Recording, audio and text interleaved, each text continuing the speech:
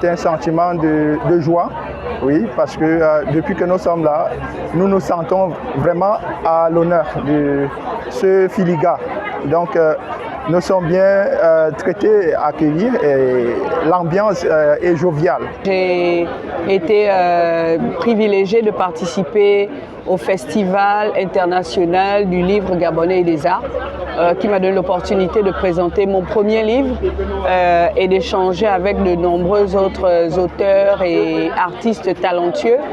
Et ça a été un vrai moment de partage, de réseautage et d'échange avec mes confrères d'autres pays que nous avons eu aussi l'honneur de recevoir et d'apprendre de leurs expériences. C'est un sentiment de joie. Je suis très heureux d'être chez moi ici au Gabon parce que tous ces pays, toutes ces contrées n'étaient qu'un seul pays qu'on a divisé pour pouvoir bien nous coloniser. Mais maintenant qu'on s'organise à circuler entre nous, à partager nos productions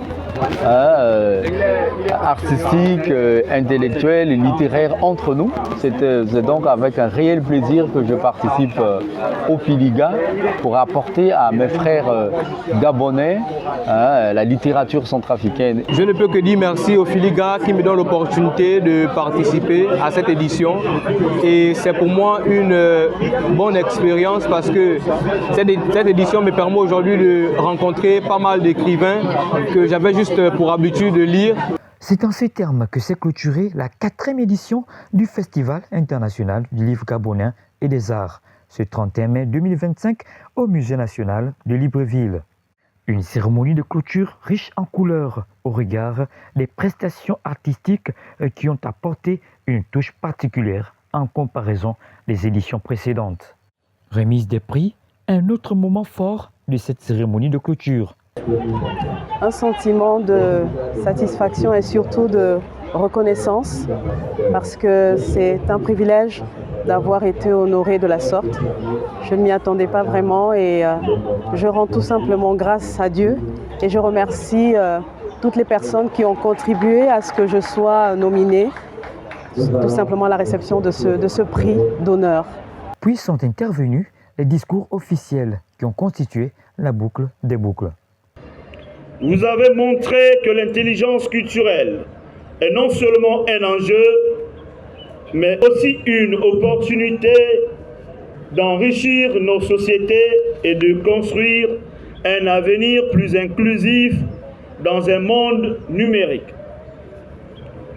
Alors que nous clôturons ce chapitre du Filiga 4, je vous invite à continuer à cultiver les liens établis ici.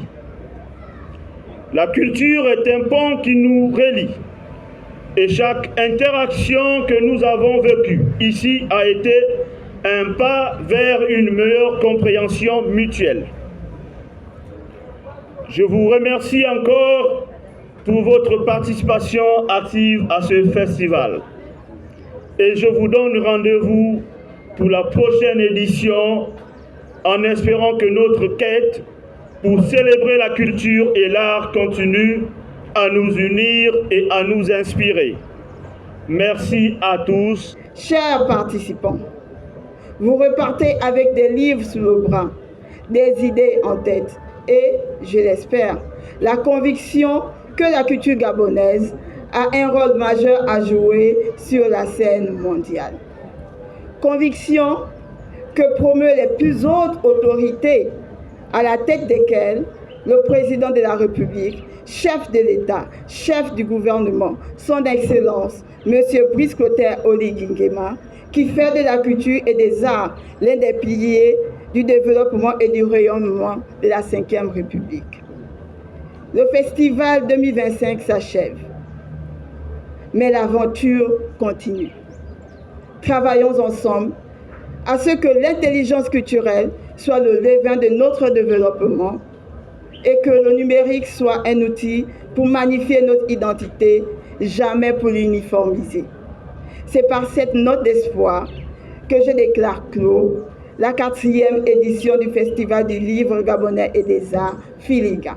Une véritable réussite qui n'a pas laissé indifférents les participants. Waouh, ça a été un réel succès. Nous disons merci au Filiga qui nous a permis de participer à cet événement et nous leur adressons nos encouragements parce que ça a été une belle manifestation. Pour les prochaines éditions, vivement que les autorités de notre pays volent au secours du premier promoteur de la culture gabonaise dans notre pays, le Filiga.